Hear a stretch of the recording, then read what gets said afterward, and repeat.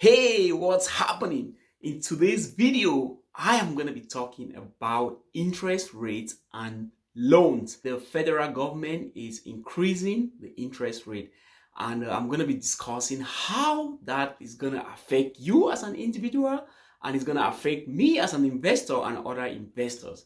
So make sure you smash that like button, subscribe to this channel, and hit the notification bell for more real estate video. Let's jump into it.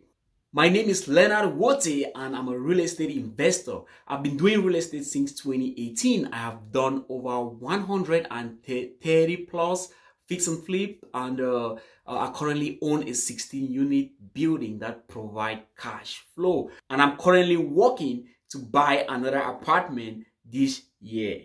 So I've done a lot of loans, and interest rate is very important as far as loan is concerned. So that is why we are going to be talking about interest rate and loan. So first, what is interest rate? So interest rate is the amount charged to the borrower on top of the principal by the lender for an asset use. For example, you go borrow money for you want to buy a house, or you want to live with your family, or you want to buy a house to rent it out, or buy anything, or open a business, or buy a car. You go get a loan from the bank, and then the bank charges interest on top of that loan, so you pay. So that interest rate actually determine how much is going to be your monthly payment, if it's going to increase it or it's going to reduce it depending on the interest rate. And it's also going to determine your profit if you're an investor, if you're taking a loan to buy a real estate investment property.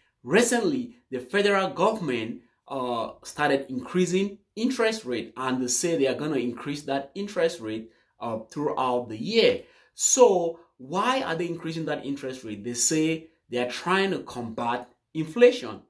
What is inflation? Inflation is the increase in prices for goods and services. And how did this inflation actually came into effect? If you remember, during COVID, the government keep printing a lot of money, and they gave it out as stimulus check, and they gave it out to small businesses so that they should not drown. And on the other side, they actually shut down the economy. So there was a scarcity of goods and services because production was low.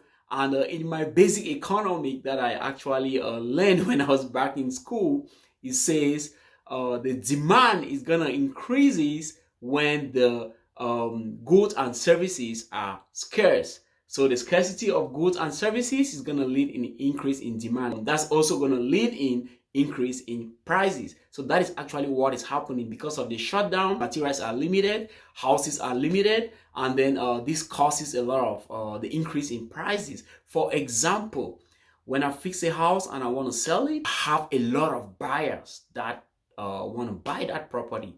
So for example, I can list that house for put a house on the market for 500,000, and you're gonna have 20 buyers that they want to buy that property. So they start compete within themselves, and the highest bidder gets the property, and the property can sell for like 600,000. And when it sells for 600,000, that actually increases that price of that property. And when the next neighbor wants to sell his or her house, he's going to be looking my house that I sold as a comp. So that's going to be causing the price increase for houses.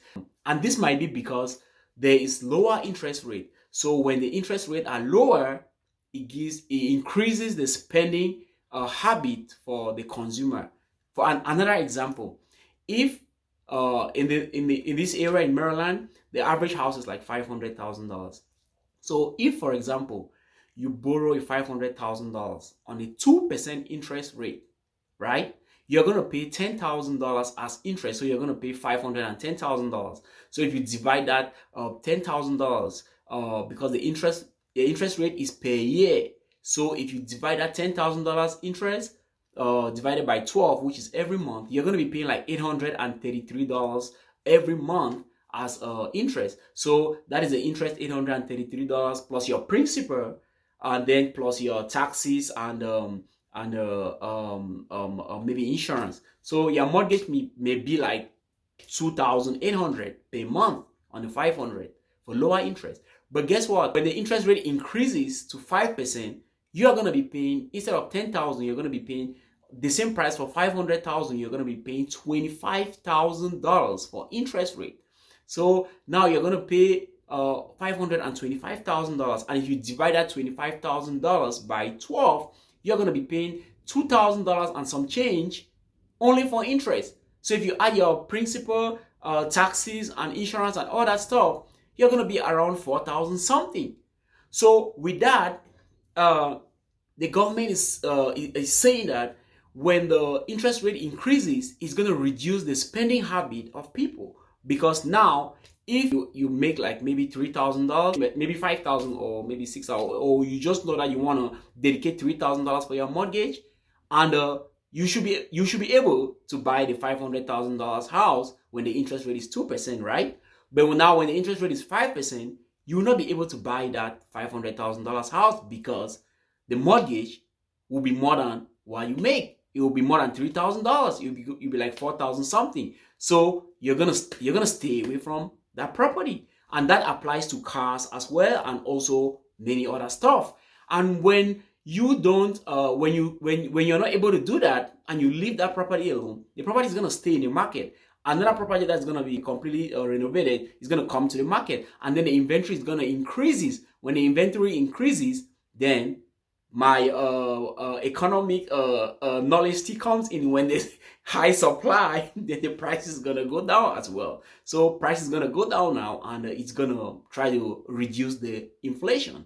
So that is what the government is trying to do. But what are the consequences of interest rate? So as interest rate increases, you as an investor, your profit margin is gonna reduce, and you have to be very careful when you're buying a house to do a fix and flip, because you can buy a house now. Fix and flip is always short term, maybe 6 months or 7 months. You can buy a house now that you're going to fix it up and sell it based on the high prices that are on the market right now. And when you before you fix that house to take it back to the market, the interest rate increases. So the buyers now, they are not going to be able to buy the property because the interest rate has increased, and they don't have that money to buy that property because their monthly payment is going to increase as well. So you might be forced to reduce the price of the property that you had estimated that is going to sell by 600, but now you couldn't sell it, and you have to reduce the price. So you have to be careful how you buy to do your fix and flip. The house is affecting individual. You're trying to buy a house, they're going to keep increasing the rate. So if you buy now and lock it as a fix, yeah, that might be better. You might be in the safe side right now as compared to the next 6 months or 7 months or maybe even next year, because the interest rate is gonna increase. So a lot of people are gonna be affected. Those people that actually took mortgages for variable rate. Like, what is variable rate? Like when they bought their house, they took a mortgage like for fix it, like the first 5 years fixed, and then the rest is variable. So the first 5 years they have a 2%, maybe they have a 2% interest rate, and then after that 5 years, every month the interest rate is going to be changing depending on the market.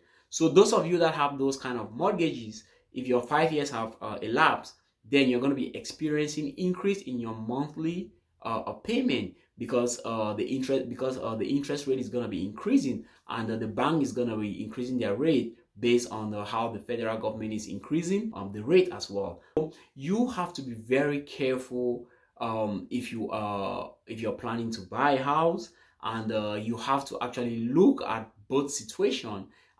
Maybe you can contact a financial advisor to actually help you on that. I'm not a financial advisor. I'm just telling you what I'm experiencing as far as real estate investing is concerned, and as far as interest rates are concerned. So that is all that I have as far as interest rate and loans are concerned. But when I have more information on how the market is going, then I'll definitely come back to actually explain how things are going. So make sure you smash that like button, subscribe to this channel for more video, and don't forget to hit the notification bell. Let's go, baby. Boom.